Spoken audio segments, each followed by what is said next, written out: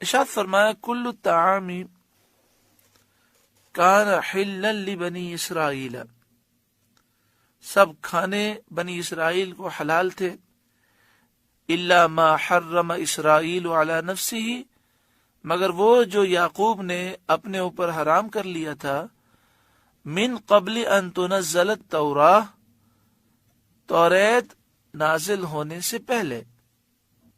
توریت تو موسیٰ علیہ السلام پر نازل ہوئی، اس سے بہت پہلے حضرت یعقوب علیہ السلام نے کسی وجہ سے اپنے اوپر یہ چیزیں حرام کر لی تھیں۔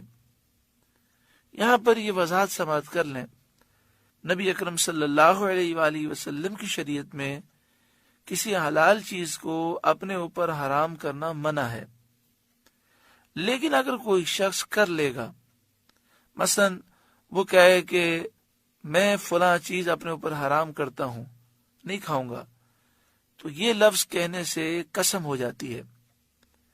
اب اگر وہ چیز کھائے گا تو قسم ٹوٹ جائے گی اور اسے قسم کا کفارہ دینا ہوگا، مگر یہ یاد رہے کہ نبی اکرم صلی اللہ علیہ وآلہ وسلم نے حلال چیزیں اپنے اوپر حرام کرنے سے منع فرمایا۔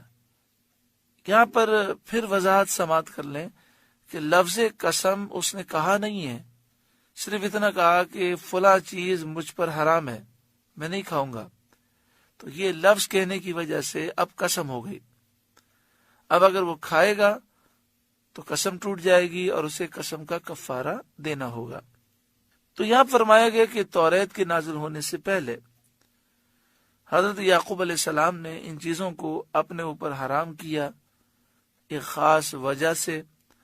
قل اے محبوب آپ فرمائیے، فَأْتُوا بِالتَّوْرَاتِ، توریت لاؤ، فَتْلُوهَا، پھر اسے پڑھو، ان کنتم صادقین، اگر تم سچے ہو۔ فَمَنِ افْتَرَىٰ عَلَى اللَّهِ الْكَذِبَ مِن بَعْدِ ذَلِكَ، تو اس کے بعد جو اللہ پر جھوٹ باندھے، فَأُولَٰئِكَ هُمُ الظَّالِمُونَ، پس یہی لوگ ظالم ہیں۔ یعنی جو اس قدر واضح ذکر کے بعد کہے کہ ملت ابراہیمی میں اونٹ کے گوشت اور اونٹنی کے دودھ اللہ تعالیٰ نے حرام کیے تھے، اور اللہ پر یہ جھوٹ باندھے، ایسا شخص بڑا ظالم ہے۔ قل صدق اللہ، اے محبوب آپ فرمائیے اللہ سچا ہے۔ فاتبعوا ملت ابراہیم حنیفا، تو ابراہیم کے دین پر چلو جو ہر باطل سے جدا تھے، اور یہ ملت ابراہیم، ابراہیم کا دین وہی دین ہے جسے اسلام کہتے ہیں، اور اسی دین کی دعوت پیارا آقا صلی اللہ علیہ وآلہ وسلم نے دی۔ وما کان من المشرکین، اور ابراہیم علیہ السلام مشرک نہ تھے۔ اس میں یہودیوں کا رد ہے کہ وہ حضرت عزیر کو خدا سمجھنے کی وجہ سے اور اللہ کا بیٹا سمجھنے کی وجہ سے مشرک ہیں۔ اس میں عیسائیوں کا بھی رد ہے کہ جو کہتے ہیں کہ ہم حضرت ابراہیم علیہ السلام کے دین پر ہیں، تو عیسائی بھی مشرک ہیں کیونکہ یہ حضرت عیسیٰ علیہ السلام کو اللہ کا بیٹا سمجھتے ہیں، الہ خدا معبود سمجھتے ہیں، عیسیٰ علیہ السلام کی پوجا کرتے ہیں۔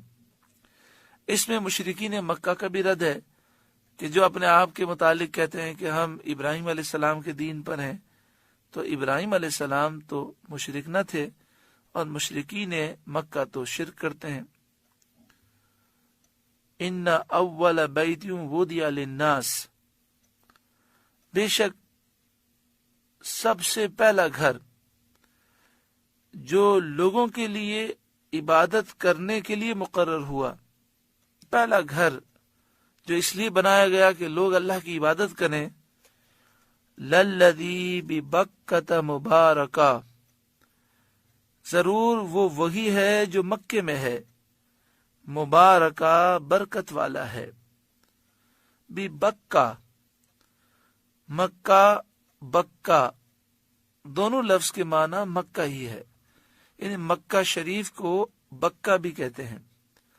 للذی ببکہ، ضرور یہ وہی ہے جو مکے میں ہے، مبارکن برکت والا ہے۔ وہدی للعالمین، اور سارے جہاں کا رہنما ہے۔